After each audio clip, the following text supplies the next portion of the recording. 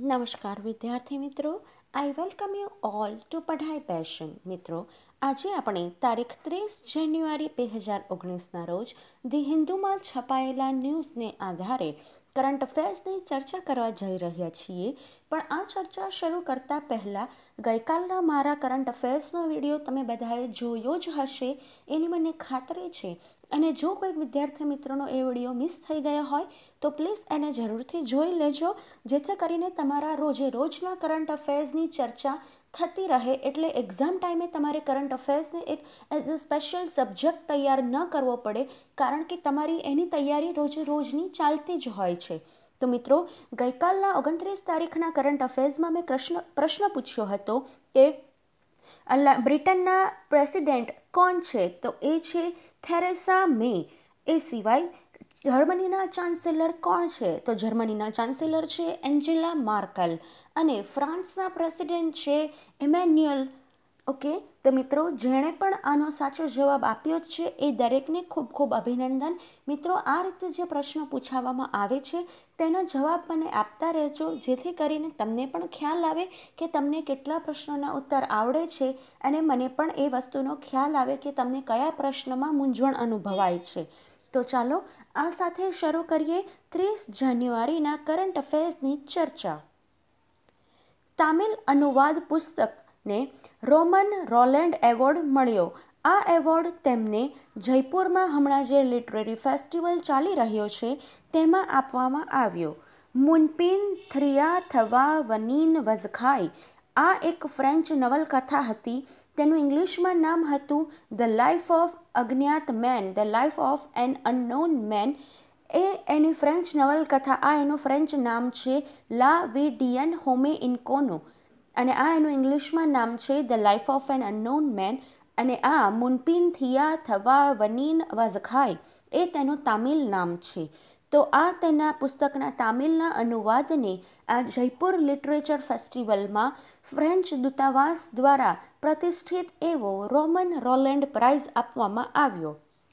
આ પુસ્તકનું ભાષાંતર કર્યું છે S.R. કિચેનામાર્ટીએ. તેઓ ભૂતપૂર્વ પ્રોફેસર છે પુડુચેરી યુનિવર્સિટીના ફ્રેન્ચ વિભાગમાં, અને ફ્રેન્ચ વિભાગના તેઓ વડા પણ રહી ચૂક્યા છે. અને આ પુસ્તકના પબ્લિશર છે કાલચુ વાડુ. નેક્સ્ટ. દયાળુ આધાર પર નોકરીનો અધિકાર રહેતો નથી એવું સુપ્રીમ કોર્ટે તેના જજમેન્ટમાં જણાવ્યું. Job on compassionate grounds not a right. સર્વોચ્ચ અદાલતે તેના વર્ડિક્ટનું ફરી પુનરાવર્તન કર્યું છે કે જાહેર સેવામાં કરુણાને નિમણૂકને કોઈ સ્થાન નથી. એ રીતે નિમણૂક આપવી એ યોગ્ય નથી. હા, પરંતુ રાજ્ય સરકાર દ્વારા તેના કર્મચારીના પરિવારને બચાવવાના હેતુથી જો આ રીતનો લાભ આપવામાં આવે કે જેઓ ખૂબ ગરીબીમાં મૃત્યુ પામ્યા હોય, તો તે રાજ્ય સરકાર એ કરી શકે છે. ન્યાયમૂર્તિ D.Y. ચંદ્રચૂડની અધ્યક્ષતા હેઠળની બેઠકે આ જણાવ્યું હતું કે આ દયાળુ નિમણૂક એ સામાન્ય શાસનમાં અપવાદરૂપ છે કે જે રાજ્યની કોઈપણ સેવામાં જાહેર પદ માટે નિમણૂક પામનાર વ્યક્તિને બંધારણના કલમ 14 અને 16 સાથેના સિદ્ધાંતને આધારે જ હોવી જોઈએ. બંધારણની કલમ 14 એવું કહે છે ઇક્વાલિટી બિફોર લો, એટલે કે કાયદા સમક્ષ દરેકને સમાનતા. અને આર્ટિકલ 16 એવું કહે છે કે equal opportunity four public employment. કોઈ પણ જાતના ભેદભાવ વગર, પછી તે કાસ્ટને રિલેટેડ હોય, જાતિ હોય, એની જે સેક્સને રિલેટેડ હોય, એવા કોઈ પણ જાતના ભેદભાવ વગર જાહેર નોકરીના પદ માટે દરેક નાગરિકને સમાન તક રાજ્યએ ઉપલબ્ધ કરાવવી જોઈએ. વૈજ્ઞાનિકોએ પેરિસમાં યુનેસ્કોના મુખ્ય મથકમાં એક પિરિયોડિક કોષ્ટક, જેને આપણે ગુજરાતીમાં સારી રીતે આવર્ત કોષ્ટક તરીકે ઓળખીએ છીએ.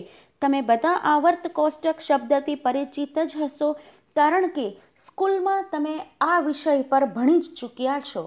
તો એ આવર્ત કોષ્ટકના 150 વર્ષની ઉજવણીનો ભાગ એક શરૂ કરાયો છે યુનેસ્કો દ્વારા.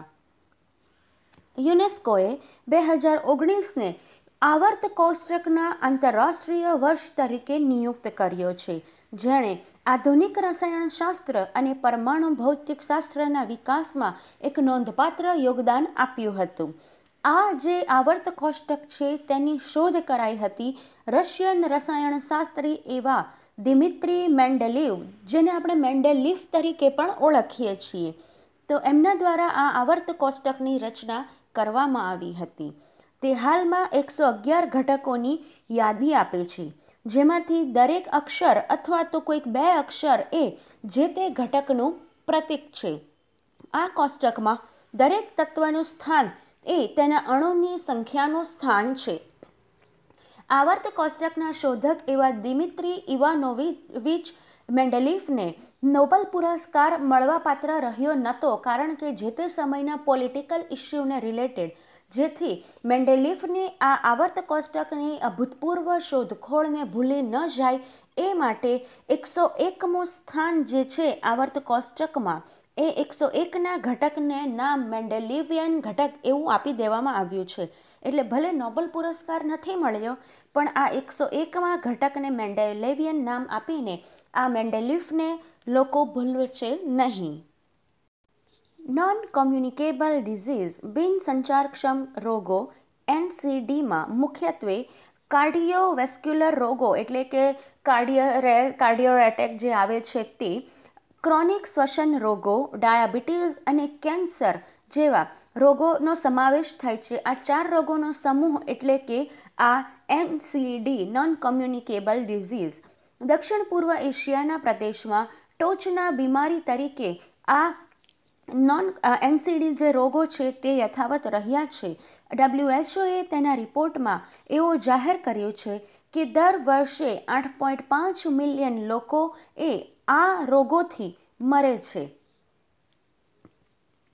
4 મુખ્ય NCDs એ મોટા પ્રમાણમાં 4 સંશોધનાત્મક વર્તણૂક માટે એક જોખમી પરિબળો દ્વારા થાય છે. તો આ 4 મોટા રોગોના 4 મુખ્ય પરિબળો કયા કયા છે? તો એ છે તમાકુનો ઉપયોગ, અનહેલ્ધી ડાયટ, અસ્વસ્થ આહાર, અપર્યાપ્ત શારીરિક પ્રવૃત્તિઓ અને દારૂનું નુકસાનકારક સેવન. આ એના 4 જોખમી પરિબળો છે. આ જે 4 રોગોનો સમૂહ છે તેનાથી વિશ્વમાં 80% જેટલી પ્રીમેચ્યોર ડેથ થાય છે એવું WHOએ રિપોર્ટમાં કહ્યું છે. 2030નો એજન્ડા ફોર સસ્ટેનેબલ ડેવલપમેન્ટ ગ્રોથમાં WHO દ્વારા આ NCDના જે 4 રોગોનો સમૂહ છે તેને એક મેજર ચેલેન્જ તરીકે નોંધવામાં આવ્યું છે. અને આ 2030માં આ NCDના રોગોને નાથવા માટે, તેને એક સફળતાપૂર્વક તેને નાથી શકાય તેનું લક્ષ્ય હાંસલ કરવા માટે દરેક દેશના દરેક રાજ્યો માટે એક ટાસ્ક ફોર્સનું નિર્માણ કરવામાં આવ્યું છે. આ ટાસ્ક ફોર્સ એ વિવિધ રીતે લોકોને અવેર કરશે. પછી એ તેમનામાં એક કેમ્પેન યોજીને છે કે તેમાં જાહેરાતો બહાર પાડીને છે, તેના માટે વર્કશોપ, સેમિનાર્સ યોજીને છે, ફ્રી ચેકઅપ કેમ્પ રાખીને છે. તો એ રીતે વિવિધ રીતે આ ટાસ્ક ફોર્સ લોકોને આ 4 મુખ્ય જે રોગોના સમૂહનો NCD છે તેનાથી અવેર કરશે. અને તેમાં 2013થી 2020 સુધીમાં આ પ્લાનને WHO દ્વારા દરેક દેશમાં અમલ કરવામાં આવે તેની ભલામણ કરાઈ છે. ઇન્ટરનેશનલ પેરાલિમ્પિક કમિટી IPCએ જણાવ્યું કે ઇઝરાયેલી એથ્લીટ્સને ઇવેન્ટમાં ભાગ આપવાની મંજૂરી આપવાનો ઇનકાર કરવા માટે મલેશિયા હવે 2019નો વર્લ્ડ પેરા સ્વિમિંગ ચેમ્પિયનશિપની યજમાની કરવાનો હક ગુમાવે છે. એટલે હવેથી આ જે પેરાલિમ્પિક 2019નો વર્લ્ડ જે ચેમ્પિયનશિપ છે કે જે મલેશિયાના કુચિંગ ખાતે યોજાવાની હતી, તે હવેથી મલેશિયામાં યોજાશે નહીં, કારણ કે મલેશિયાએ પોતાના પોલિટિકલ ઇશ્યુઝને કારણે ઇઝરાયેલી એથ્લીટ્સને વિઝા આપવાનો ઇનકાર કરી દીધો છે. એટલે તેમની પાસેથી આ યજમાની પદ છીનવી લેવાયું છે. આ જે સ્પર્ધા છે તે 29 જુલાઈથી 4 ઓગસ્ટ સુધી રમાવાની હતી અને તેમાં 600 સ્વિમર્સ તેમાં ભાગ લેવાના હતા. વિશ્વના 60 દેશોના 600 સ્વિમર ભાગ લેવાના હતા. પણ હવે એ IPCએ વિશ્વના બીજા દેશોને ફેબ્રુઆરીમાં યોજાનારી તેની મિટિંગમાં આવવા અને આ યજમાનીશીપ માટેની દાવેદારી નોંધાવવા માટેની અરજી કરી છે, કારણ કે હવે મલેશિયા કરશે નહીં. આ નિર્ણયની જાણ કરતાં આઈપીસીની ટીમ દ્વારા એવું જણાવાયું કે આ નિર્ણય લંડન ખાતેની તેમની મિટિંગમાં લેવાયો છે અને આઈપીસીના પ્રેસિડેન્ટે કહ્યું કે વિશ્વની કોઈ પણ ચેમ્પિયનશિપ હોય તે રમતગમત અને રાજકારણને અલગ રાખવા જરૂરી છે. ખેલાડીઓમાં કોઈ પણ જાતના ભેદભાવ વગર રમતનું એક સેફ વાતાવરણ મળી રહે તે જોવું પણ જરૂરી છે. અહીં વાત આવી મલેશિયાની, તો મલેશિયાની રાજધાની છે કુઆલાલંપુર અને મલેશિયાના પ્રેસિડેન્ટનું નામ શું છે એ તમારે મને કમેન્ટ બોક્સમાં લખીને જણાવવાનું છે. તો આજનો તમારો હોમવર્કનો પ્રશ્ન કે મલેશિયાના પ્રેસિડેન્ટ કોણ છે? તો મિત્રો, એ જે છે વ્યક્તિ એ વિશ્વના સૌથી મોટી ઉંમરના ઓલ્ડ એજના એક પ્રેસિડેન્ટ છે. ઉત્તર પ્રદેશે ગંગા એક્સપ્રેસવેના બાંધકામને મંજૂરી આપી દીધી છે. સરકારે કહ્યું કે તે વિશ્વનો સૌથી લાંબો એક્સપ્રેસવે હશે. એક્સપ્રેસવે એ પ્રયાગરાજ અલ્હાબાદથી પશ્ચિમ પ્રદેશોમાં એક સારી કનેક્ટિવિટી પૂરી પાડશે. આ ઉપરાંત તે રોજગારીની તક પણ ઊભી કરશે અને ઉત્તર પ્રદેશને આ પશ્ચિમના પ્રદેશ સાથે કનેક્ટ કરીને એક ઉત્તર પ્રદેશનો વિકાસ પણ કરશે. આ 600 કિલોમીટર લાંબા એવા ગંગા એક્સપ્રેસવેનું નિર્માણ માટે 6,556 હેક્ટર જેટલી જમીનમાં 36,000 કરોડની કિંમતે કરવામાં આવનાર છે. મેરઠથી શરૂ થતો આ એક્સપ્રેસવે પ્રયાગરાજ પહોંચ્યા બાદ તે અમરોહ, બુલંદશહર, બડાઉં, શાહજહાંપુર, ફરુખાબાદ, હરદોઈ, કન્નૌજ, ઉન્નાવ, રાયબરેલી અને પ્રતાપગઢ પાસેથી પસાર થશે. ભારતના ચૂંટણી પંચે મતદાન શરૂ થયાના છેલ્લા 48 કલાકમાં પ્રિન્ટ મીડિયા અને સોશિયલ મીડિયા તથા અન્ય ડિજિટલ પ્લેટફોર્મ પર રાજકીય જાહેરાતોને રોક લગાડવા માટે પીપલ રિપ્રેઝન્ટેશન ઓફ એક્ટમાં 1951માં જે છે તેમાં સુધારો કરવા માટે એક માંગ કરી છે. આ માંગ એ યુ.કે. સિન્હા દ્વારા જે કમિટી રચાઈ હતી, જેની ચર્ચા આપણે થોડા દિવસ અગાઉના આ કરંટ અફેર્સમાં ઓલરેડી કરી ચૂક્યા છીએ.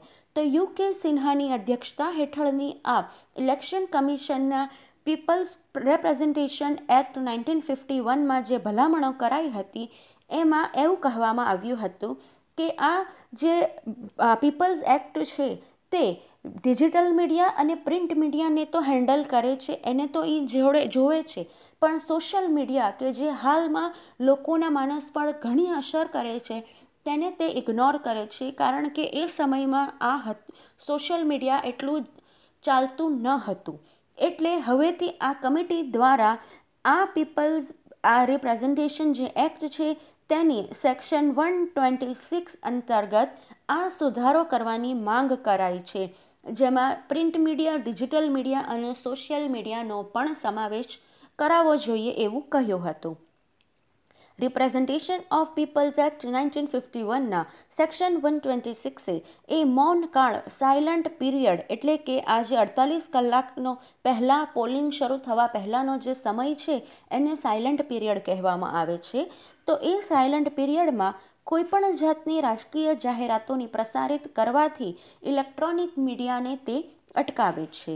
આ ચૂંટણી પંચે 48 કલાક દરમિયાન અખબારોમાં પ્રકાશિત થનારી જાહેરાત સામેની ઝુંબેશને પણ પ્રી સર્ટિફિકેશન ફરજિયાત બનાવવામાં આવ્યું છે. અહીં વાત આવી ઇલેક્શન કમિશનની. તો ઇલેક્શન કમિશનના સ્થાપના થઈ હતી 1950માં અને તેના હાલના મુખ્ય ચૂંટણી કમિશનર છે સુનિલ અરોરા. 27મી જાન્યુઆરીના રોજ દર વર્ષે આંતરરાષ્ટ્રીય હોલોકોસ્ટ રિમેમ્બરન્સ ડે તરીકે ઉજવવામાં આવે છે. ઇન્ટરનેશનલ હોલોકોસ્ટ રિમેમ્બરન્સ ડે નાઝીના કબજામાં રહેલા પોલેન્ડમાં ઓશોવિટ્ઝના જે કેમ્પ હતો તે કેમ્પમાં એક લાખોની સંખ્યામાં મૃત્યુ થયું હતું આ 27મી જાન્યુઆરીના રોજ.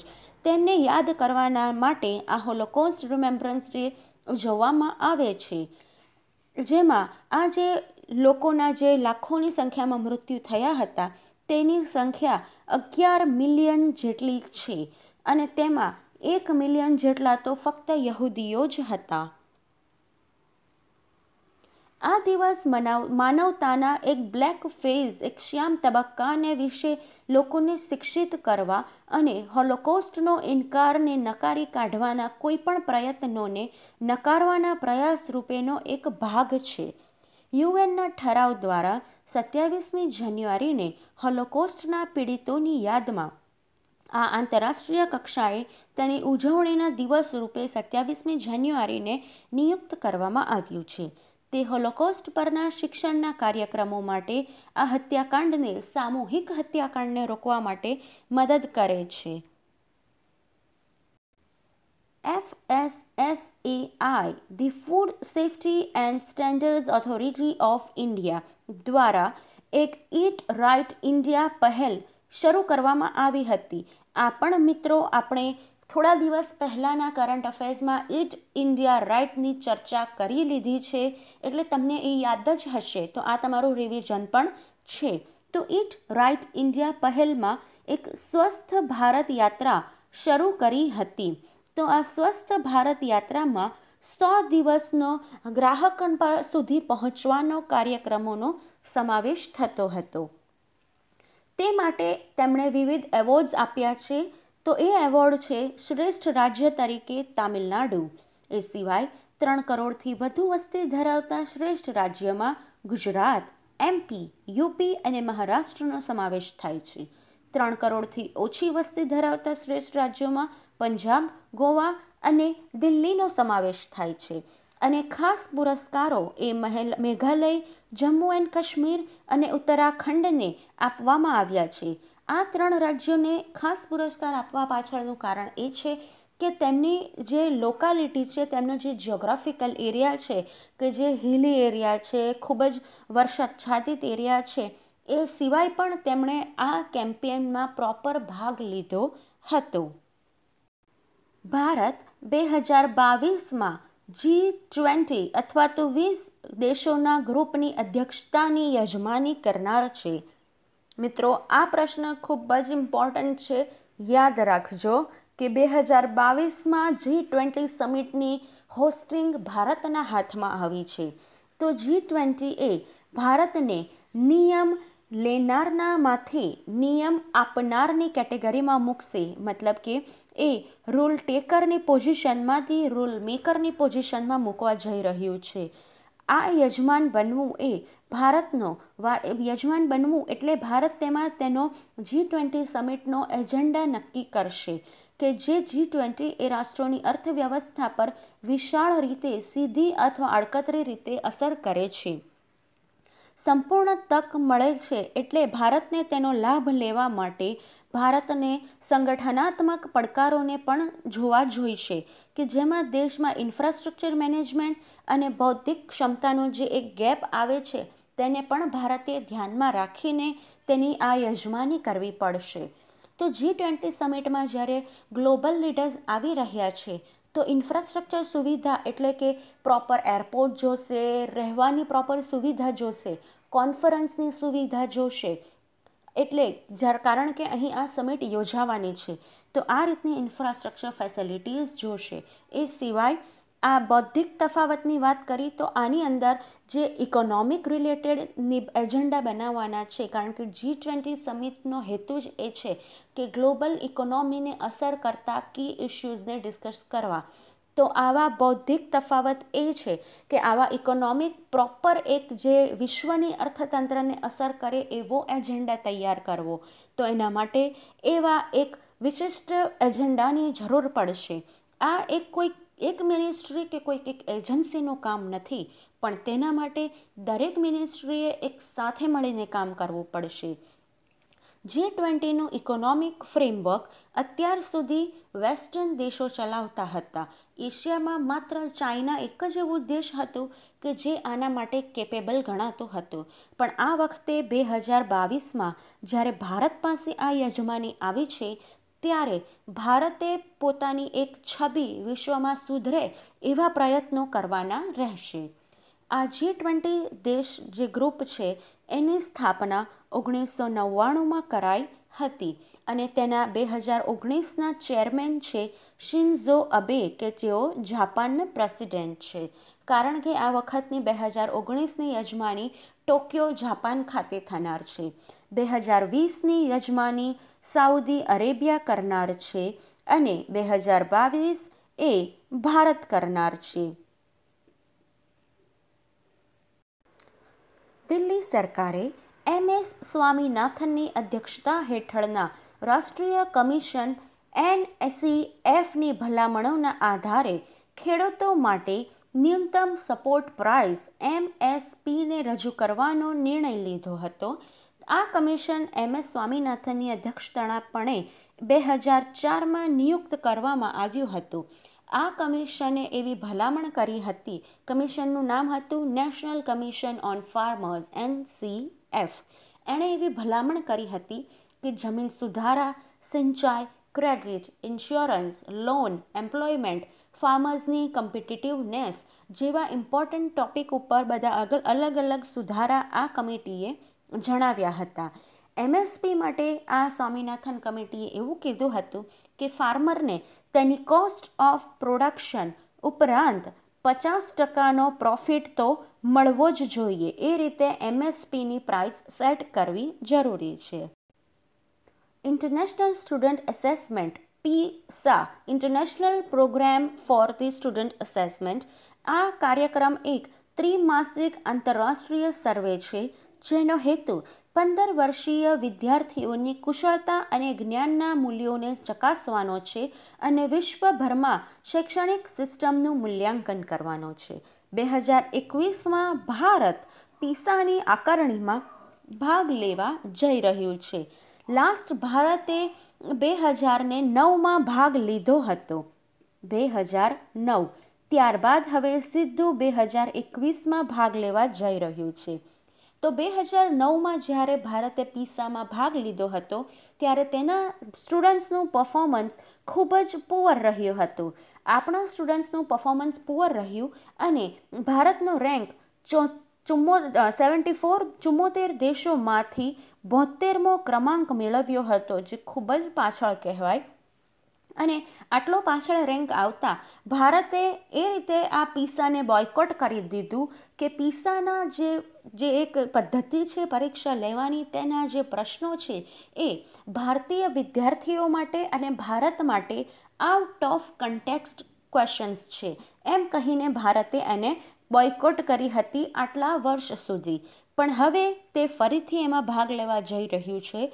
કેન્દ્રીય વિદ્યાલય, નવોદય વિદ્યાલય અને ચંદીગઢની તમામ ગવર્મેન્ટ અને પ્રાઇવેટ સ્કૂલના 15 વર્ષના બાળકો આ PISAમાં ભાગ લેવા જઈ રહ્યા છે. જે માટે PISA 2019માં એટલે કે આ વર્ષે એક એસેસમેન્ટ ટેસ્ટ લેશે, પ્રિલિમિનરી એસેસમેન્ટ ટેસ્ટ, અને તેમાં જે વિદ્યાર્થીઓ સિલેક્ટ થશે તેને 2021માં વિશ્વકક્ષાની સ્પર્ધામાં આ PISAનું જે છે તે ઉતારશે. આ સિવાય PISAએ ભારતને ધ્યાનમાં રાખીને તેના પ્રશ્નમાં કેટલાક ફેરફાર પણ કર્યા છે. જેમ કે એક ફ્રૂટનું નામ છે એવોકાડો, કે જે ભારતનું પ્રચલિત ફ્રૂટ નથી, ભારતમાં કદાચ બહુ રેરલી જોવા મળતું હશે. તો એવું એવોકાડો ફ્રૂટની જગ્યાએ ભારત માટે ખાસ ભારતના ફ્રૂટનો રાજા એવો મેંગો તેમણે ઉમેર્યો છે. એટલે PISAએ પણ ફેરફાર કર્યા છે અને ભારતે પણ તૈયારી હવે દર્શાવી છે. Economic cooperation and development OECD દ્વારા સંકલન કરાયેલા PISA એ 2 કલાકની લાંબી ટેસ્ટ છે, જેમાં 15 વર્ષના વિદ્યાર્થીઓની વાંચન, ગણિત અને વિજ્ઞાનની સાક્ષરતા ચેક કરવામાં આવે છે. વિદ્યાર્થીની યાદશક્તિ અને અભ્યાસક્રમને આધારિત જ્ઞાનની પરીક્ષા આ PISA દ્વારા લેવામાં આવતી નથી, પણ PISA એ ફરજિયાતપણે શાળાકીય શિક્ષણના અંતની નજીક, જે કમ્પલસરી સ્કૂલનું એડ્યુકેશનનું 15 વર્ષનું જે પીરિયડ છે તેનો અંત આવે છે, ત્યારે આ વિદ્યાર્થીઓ લાઈફમાં ટેસ્ટ આપવા માટે કેટલા તૈયાર થયા છે તેમની કાર્યરત કુશળતા પર ભાર મૂકીને એવા પ્રશ્નો પૂછવામાં આવે છે, નહીં કે તેમના સિલેબસને આધારે. તો મિત્રો, આ સાથે જ આજના કરંટ અફેર્સની ચર્ચા હું અહીં સમાપ્ત કરું છું. થોડા સમય પછી આપણે ક્વિઝ સાથે ફરી પાછા મળીશું. ત્યાં સુધી વારંવાર કરંટ અફેર્સની ચર્ચા કરી લેજો. મિત્રો, ગઈકાલની ક્વિઝ પણ રહી ગઈ છે, એ પણ હમણાં થોડા સમયમાં આ પઢાઈ પેશન ટીમ દ્વારા અમે અપલોડ કરીશું, તો એ પણ તમે જોજો. ગઈકાલના કરંટ અફેર્સનું રિવિઝન કરી લેજો, જેથી કરીને એ ટેસ્ટ પણ તમે સારી રીતે આપી શકો. જો વિડીયો પસંદ આવ્યો હોય તો તેને લાઈક કરજો અને શેર કરજો. કરંટ અફેર્સના વિડીયો રોજે રોજ જોતા રહેજો, જેથી મેં અગાઉ કહ્યું એમ તમારી કરંટ અફેર્સની તૈયારી રોજે રોજ થતી રહે. તમારે પરીક્ષા અગાઉ તેને એક વિષય તરીકે તૈયાર ન કરવો પડે. Okay, thank you all. Have a good day.